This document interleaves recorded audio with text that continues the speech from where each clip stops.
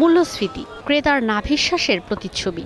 সম্প্রতি ইউক্রেন যুদ্ধে সারা বিশ্বে আমদানি রপ্তানি ব্যাহত হয়ে ২০২২ সালে এই মূল্যস্ফীতি উঠেছিল ৮% ওপরে। তবে কৃষ্ণসাগর সংলগ্ন বন্দর দিয়ে শস্য ও সার আমদানি রপ্তানি স্বাভাবিক হওয়ায় ফিরেছে স্বস্তি। বিশ্বব্যাংকের অক্টোবরের প্রতিবেদন বলছে ২০২৬ সালে মূল্যস্ফীতির চাপ কম থাকবে। আভাস মিলছে ৬ বছরের মধ্যে সর্বনিম্ন থাকবে নিত্যপণ্যের দাম।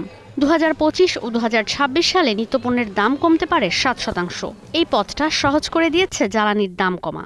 এছাড়া চাল ও গমের দাম কমায় উন্নয়নশীল দেশগুলোয় নাগালে থাকবে পণ্যের দাম।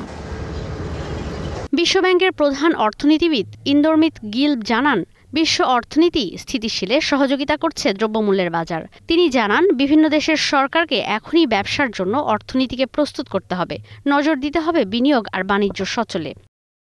বিশ্বব্যাংক বলছে, জ্বালানির নিম্নমুখী দরের সুযোগ নিতে পারে উন্নয়নশীল দেশগুলো। জ্বালানিতে ভর্তুকির অর্থ বিনিয়োগ করে প্রবৃদ্ধি বাড়াতে বিভিন্ন দেশের সরকারকে পরামর্শ দিয়েছে সংস্থাটি।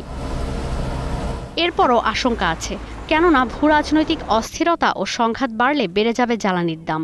আবার জলবায়ু পরিবর্তনে লানিনা প্রভাবে কমে যেতে পারে উৎপাদনও। এছাড়া বিদ্যুতের ব্যবহার বাড়লেও চাপ বাড়বে নিত্যপণ্য আর জ্বালানির দামে। Global data and business intelligence platform স্ট্যাটিস্টিকার পরিসংখ্যান বলছে, ২০০০ থেকে ২০৩০ সালের মধ্যে ২০০৮ এবং ২০২২ সালে সর্বোচ্চ ছিল বিশ্ব মূল্যস্ফীতি। ২০২৬ সাল নাগাদ যা ৩.৫% বেশি এবং ২০৩০ সাল নাগাদ যা ৩.১৯% নামার পূর্বাভাস দেওয়া হয়েছে। ওয়ার্ল্ড পপুলেশন রিভিউর ২০২৪ সালের পরিসংখ্যান বলছে, বিশ্বে ১০০%-এর ওপরে মূল্যস্ফীতি আর্জেন্টিনা, সিরিয়া আর দক্ষিণ সুদানে। এর পরের অবস্থানেই আছে ফিলিস্তিন। ২০২৪-২৫ অর্থ বছরে বাংলাদেশের গড় মূল্যস্ফীতি ছিল ১০.৩%।